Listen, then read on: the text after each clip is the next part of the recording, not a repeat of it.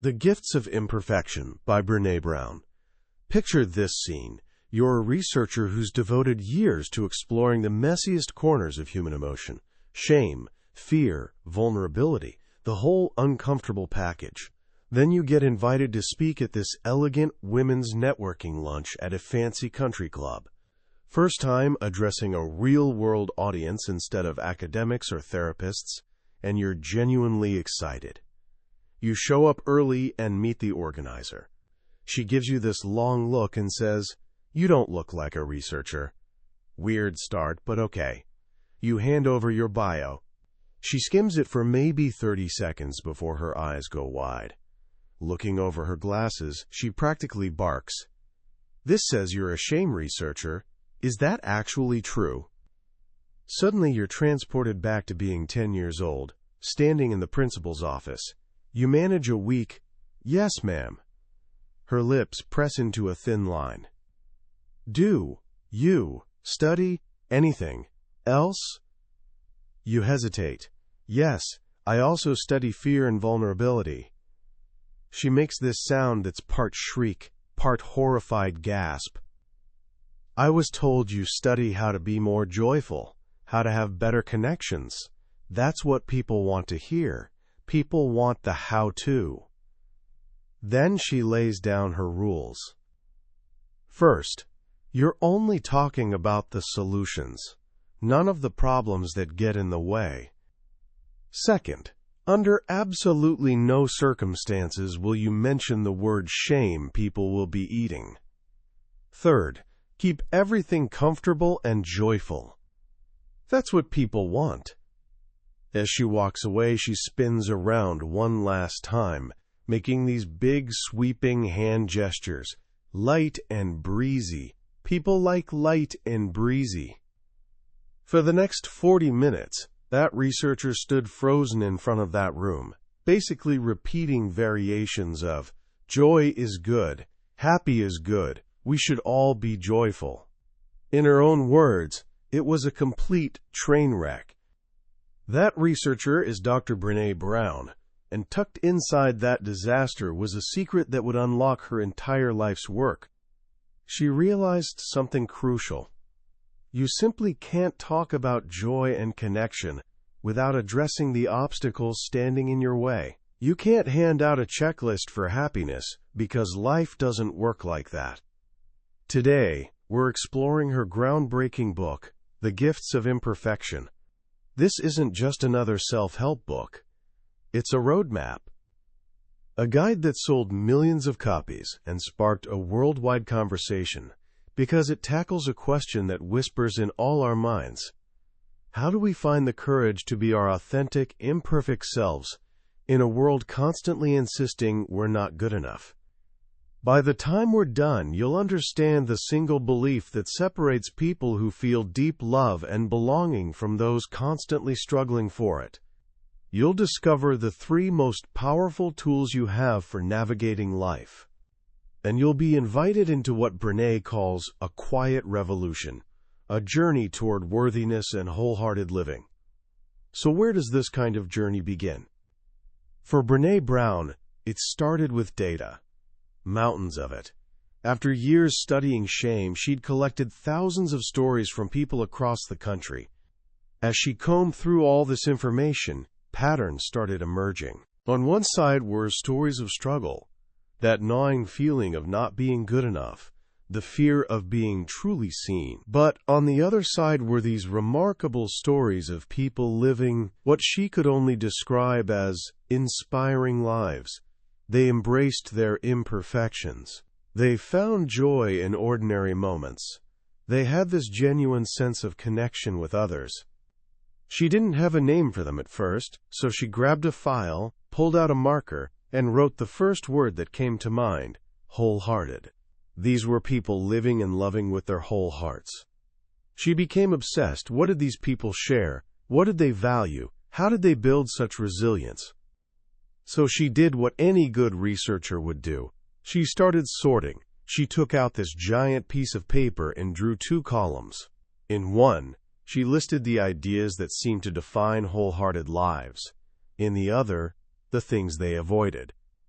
The first column, the do column, was filled with beautiful concepts: worthiness, rest, play, trust, faith, intuition, hope, authenticity, love, belonging, joy, gratitude, creativity.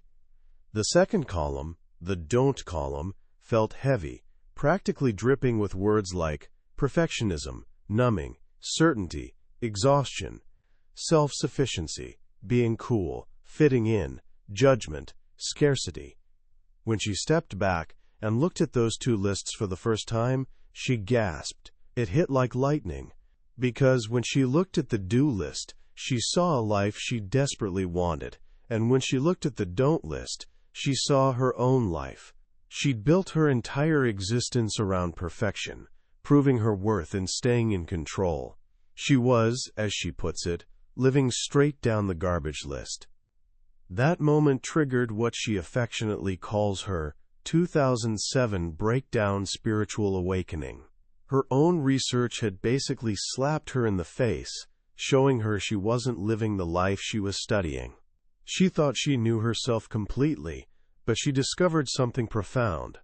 Knowing yourself is important, but there's something even more critical to wholehearted living: loving yourself. That's the core of this entire book. The journey to wholehearted living isn't about becoming someone else. It's about unbecoming everything that isn't you, so you can finally embrace who you were meant to be.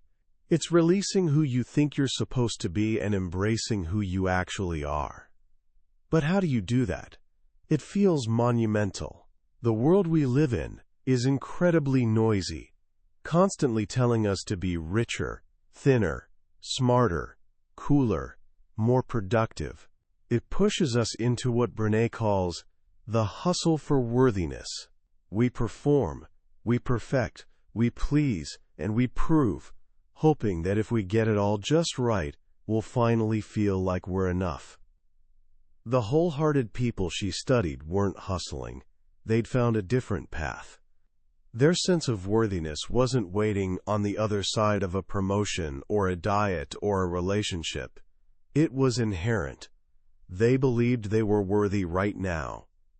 Not if, not when, this very minute. As is, this single belief is the foundation of everything. The belief that you are worthy of love and belonging right now. But a belief like that doesn't just materialize out of thin air. It has to be cultivated, practiced. And the research showed that wholehearted people practiced 3 very specific things. Brene calls them the gifts of imperfection: courage, compassion, and connection. These aren't grand, heroic ideals. They're daily practices, tools for the journey. Let's start with courage. We usually think of courage as something for heroes: firefighters rushing into burning buildings, soldiers on battlefields. But Brene discovered a different kind of courage. She traced it back to its roots. Courage comes from the Latin word cor, meaning heart. The original definition of courage was to speak one's mind by telling all one's heart. Ordinary courage, she realized, is about putting your vulnerability on the line. It's showing up and being seen when you have zero control over the outcome. It's the student raising their hand and saying, "I don't understand." It's the friend who calls and admits, "I'm not okay. I need help." It's being honest about your excitement for something even if it might not work out, instead of pretending you don't care to protect yourself from disappointment. Ordinary courage is telling your story with your whole heart. Next comes compassion. This one's tricky. The word compassion literally means to suffer with. Our first instinct, when we see pain, in ourselves or others, is often self-protection. We might blame someone, judge them, or rush in to fix it. But true compassion isn't about fixing, it's about connection. Brene writes that compassion is a relationship between equals. It's about being willing to sit in the darkness with someone, not as a healer trying to fix the wounded, but as a friend who can say, "I see you and you're not alone." And here's a surprising discovery. The most compassionate people BrenA interviewed were also the most boundaried. Sounds contradictory, right? But think about it. It's incredibly difficult to be compassionate and accepting of others when we feel they're taking advantage of us or hurting us. Setting boundaries and holding people accountable for their behavior isn't unkind. It's the key to staying in our integrity and treating them with respect.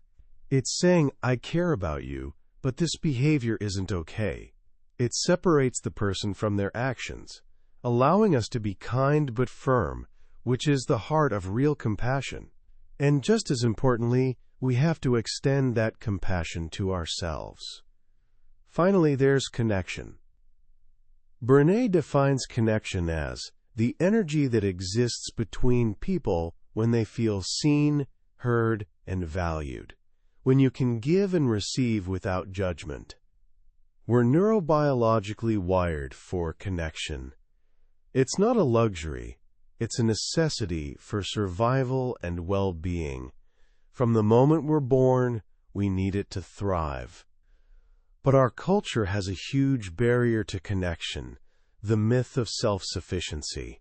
We're taught that going it alone is strength. We divide the world into people who offer help and people who need help. But the truth? We're all both. One of the most important lessons in the book is this. Until we can receive with an open heart, we can never truly give with an open heart. When we attach judgment to needing help, we unknowingly attach judgment to giving it. Real connection is a two-way street, flowing in both directions. So we have our tools, courage, compassion, and connection. But as that light and breezy story showed us, there are obstacles blocking us from using them. The biggest obstacle fueling almost all our fears of not being enough is shame. This is the heart of Brene's research. She defines shame as the intensely painful feeling or experience of believing that we are flawed and therefore unworthy of love and belonging. It's that warm, flushing feeling washing over you, making you feel small and exposed. It's the voice in your head whispering, "You're not good enough," or "Who do you think you are?" or "What will people think?" Here's the most important thing to understand about shame. We all have it. The only people who don't experience shame are those who lack the capacity for human empathy and connection. The less we talk about shame, the more control it has over our lives.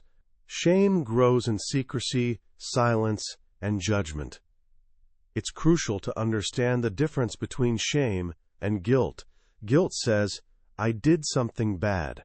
Shame says, "I am bad." Guilt is often helpful. It can motivate us to apologize, make amends, and change our behavior. Shame, on the other hand, is destructive. It corrodes the part of us that believes we can do better. So how do we fight back? We build what BrenA calls shame resilience. She tells a powerful story about being asked to speak at this big event with incredibly prestigious speakers, world-famous scientists, political strategists, the whole lineup, and her. She was terrified, felt like a total imposter. She spent weeks paralyzed, unable to prepare her talk. Finally, in a tearful conversation with her husband, she admitted this fear was tied to that horrible light and breezy country club disaster from years before. She'd never told him about it. It was her secret shame story. The moment she spoke it out loud, something shifted. She owned the story. And in owning it, she realized what her work was truly about. She wasn't a how-to person. Her gift was talking about the things that get in the way.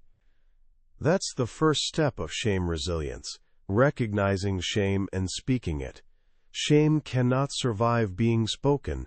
When we wrap words around it and share it with someone who's earned the right to hear our story, someone who'll respond with empathy, it begins to wither. With this understanding of our tools, courage, compassion, connection, and our main obstacle, shame, Brene lays out the 10 guideposts for wholehearted living. These aren't rules, they're practices.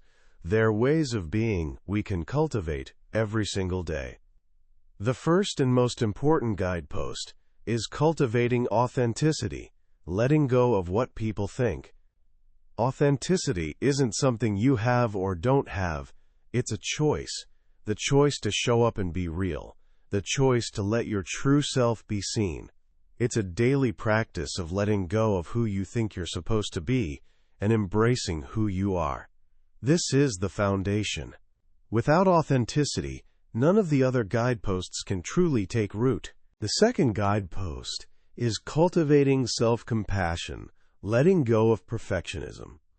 This is huge. Brene makes a critical distinction. Perfectionism isn't the same as striving to be your best. Healthy striving is self-focused. How can I improve? Perfectionism is other-focused. What will they think? Perfectionism is this 20-ton shield we think will protect us from blame and judgment, but it's actually what prevents us from being seen. The antidote to perfectionism is self-compassion, treating ourselves with the same kindness we'd offer a struggling friend. The third is cultivating a resilient spirit, letting go of numbing and powerlessness. We live in an overwhelming world. When we feel vulnerable, uncomfortable, or in pain, our instinct is often to numb those feelings. We use food, work, alcohol, the internet. The list is endless. The problem, Brene discovered, is that we cannot selectively numb emotion. When we numb the dark feelings, we also numb the light. We numb our pain, but we also numb our joy. A resilient spirit has the courage to lean into discomfort, to feel the feelings, and to believe in our ability to create change in our lives. Which leads right into the fourth guidepost, cultivating gratitude and joy, letting go of scarcity and fear of the dark. For years, Brene thought joyful people were grateful, but her research showed the opposite. People are joyful because they practice gratitude. Joy isn't the same as happiness. Happiness is tied to circumstances. Joy is a spiritual practice, a deep sense of gladness that's independent of what's happening around us. It's found in ordinary moments. The biggest barrier to joy is scarcity, the never enough mindset, and we often sabotage our own joy because we're afraid. When we feel intense joy, especially about the people we love, we can get terrified of losing it. We think, it's too good to be true, and start waiting for the other shoe to drop. The practice here is to consciously lean into that joy and practice gratitude, even when it feels vulnerable. The fifth guidepost is cultivating intuition and trusting faith, letting go of the need for certainty. We're wired to crave certainty. We want guarantees. But wholehearted life is uncertain. Intuition isn't some magical power. It's our brain's ability to rapidly scan our experiences and knowledge to give us a gut feeling. We often silence our intuition because we're afraid of being wrong. Faith, similarly, isn't about having all the answers. Brene defines faith as a place of mystery, where we find the courage to believe in what we cannot see, and the strength to let go of our fear of uncertainty. The sixth is cultivating creativity, letting go of comparison. So many of us say, I'm not the creative type. Brene says that's a myth. There are only people who use their creativity, and people who don't. Unused creativity doesn't disappear. It festers, turning into things like judgment and resentment. Creativity is about making something that wasn't there before, whether that's a meal, a garden, a story, or a spreadsheet. The killer of creativity is comparison. Comparison is the crushing paradox of fit in but stand out. Be just like everyone else, but better. When we create, We bring something uniquely our own into the world, and it cannot be compared. The seventh guidepost is cultivating play and rest, letting go of exhaustion as a status symbol and productivity as self-worth. Our culture wears busyness like a badge of honor. We believe that if we're not exhausted, we're not working hard enough. But the research is clear. The opposite of play isn't work. It's depression. Play is essential. It's doing something just for the sake of doing it, with no purpose or goal. Rest is equally vital. We're a dangerously tired society, and it's damaging our health and relationships. Wholehearted living requires that we honor our need for both. The eighth is cultivating calm and stillness. Letting go of anxiety is a lifestyle. Anxiety is contagious, but so is calm. Calm is about bringing perspective and mindfulness to our lives instead of reacting to every emotion. Stillness isn't about emptying your mind. It's about creating a clearing. It's giving yourself an emotionally clutter-free space to feel, think, and dream. We often use busyness to outrun the truth of how we're really feeling. Stillness forces us to confront it. The ninth guidepost is cultivating meaningful work, letting go of self-doubt and supposed to. We all have unique gifts and talents. Meaningful work is about sharing those gifts with the world. It doesn't have to be the work that pays the bills. Many people have what are called /careers. Accountant/jeweler, lawyer/chef. The biggest barriers are self-doubt, my gifts aren't good enough, and the supposed tos, I'm supposed to have a practical career. The theologian Howard Thurman said, "Don't ask what the world needs. Ask what makes you come alive, and go do it, because what the world needs is people who have come alive." And finally, the 10th guidepost, cultivating laughter, song and dance, letting go of being cool, and always in control. These three things are fundamental to human experience. They create emotional and spiritual connection. They remind us we're not alone. But they also require vulnerability. They require risking looking goofy, silly, or uncool. Hustling to be cool and in control is a straitjacket that keeps us from the pure, unadulterated joy of these expressions. Brene tells a beautiful story about being at Nordstrom with her 8-year-old daughter, Ellen. Brene was feeling frumpy and self-conscious. Suddenly, a pop song came on in the store, and Ellen started doing the robot dance right there in the middle of the shoe department. Brene saw a group of perfectly put-together moms and their daughters staring and smirking. Ellen froze, looking to her mom for a cue. Brene's default, she admits, would have been to give Ellen a look that said, "Don't be so uncool," a way to save herself by betraying her daughter. But in that moment, she chose differently. She chose Ellen. She smiled and said, "You need to add the scarecrow to your moves." And together, they danced until the song was over. When we value being cool over being free, we betray ourselves. And when we betray ourselves, we often end up betraying the people we love. This journey through the 10 guideposts isn't a checklist. It's not something you accomplish. It's a practice, a process of coming home to yourself. It's the work of a lifetime, the brave and messy work of wholehearted living. When you step back and look at the Gifts of Imperfection, you realize it's more than just a book. It's a quiet and powerful rebellion. In a world that profits from our self-doubt, choosing to believe I am enough is a revolutionary act. For a young person today, perhaps more than at any other time in history, the pressure to be perfect is relentless. Every day, you're flooded with images of curated, filtered, and flawless lives. It creates an impossible standard, a constant feeling that your ordinary, beautifully messy life is somehow falling short. This book is the antidote to that pressure.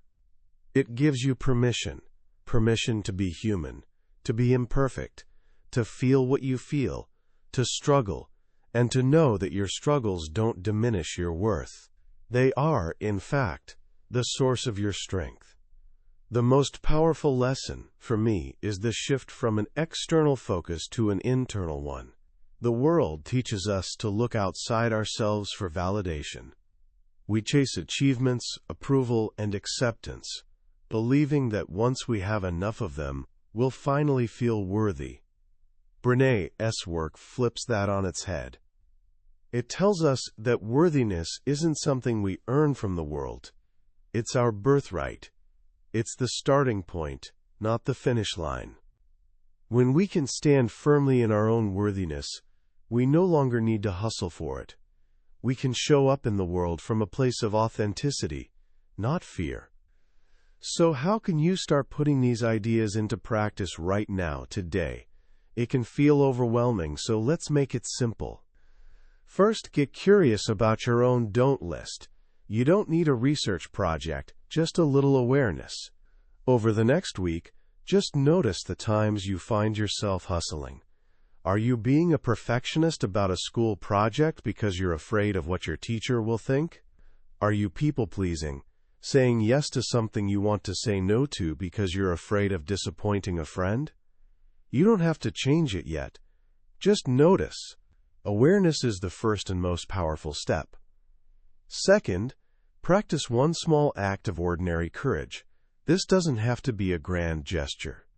It could be as simple as telling a trusted friend, "I'm having a really tough day," instead of saying, "I'm fine."